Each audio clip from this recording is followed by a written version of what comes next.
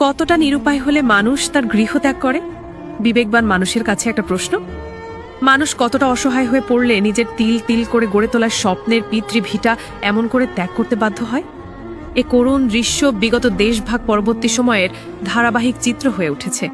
সুদীর্ঘ সময় ধরে এই বাস্তুচ্যুত হওয়ার ইতিহাস যেন পদ্মার স্রোতধারার মতো চলেছে প্রতিনিয়ত। এই ভূমির সন্তানেরা খুব শখে তার মায়া জড়ানো স্বপ্নে বোনা ঘরটা ছেড়ে যায় না। এমন দৃশ্যের কোনো বর্ণনা যথেষ্ট হয় না। প্রশাসন ইতপূর্বেও নির্বিকার ভূমিকায় অবতীর্ণ। বারংবার এমন ঘটনার পুনরাবৃত্তি ঘটেছে, কিন্তু দৃষ্টান্তমূলক শাস্তি কিংবা যথাযথ নিরাপত্তা প্রদান করা হয়নি। এমন দুঃখজনক ঘটনা সংঘটিত হলে ক্ষতিপূরণ দেওয়া হয়, কিন্তু কত ক্ষতিপূরণ দেওয়া সম্ভব?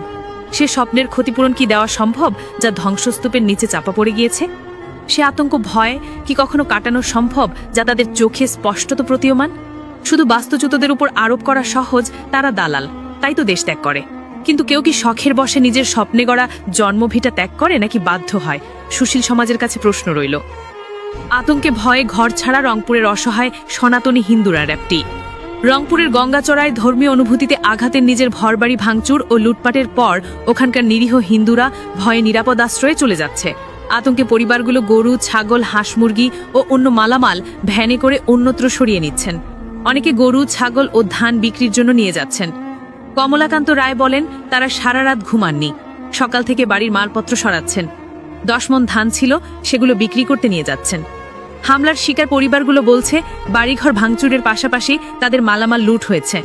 তারাগঞ্জ থেকে কেউ স্বজনদের দেখতে এসে একজন বলেন, ওরা না খেয়ে আছে, ভাত খাওয়ানোর কথা বলে ভেতরে ভাত যাইব না। রবীন্দ্রনাথ রায় নামের একজন বলেন, তার স্ত্রীর 1 ভরি স্বর্ণ, কাপড় চোপড় ও জমির কাগজপত্র লুট হয়েছে। রবীন্দ্রনাথের স্ত্রী রোহেলা রানী বলেন, যদি আবার আগুন দেয় তবে আর কিছু থাকবে না, কাঁথা, বালিশ, তোষক সব তার ভাই নিয়ে গেছে।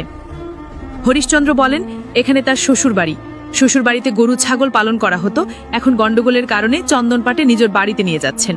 সুভাষ রায় বলছেন, আইন শৃঙ্খলা বাহিনীর সামনেই রোববার আমাদের উপর হামলা হয়েছে, তারা কিচ্ছু করতে পারেনি, ফের যদি হামলা হয়? সে কারণে গ্রাম ছেড়ে অন্যত্র চলে যাচ্ছেন অনেকে।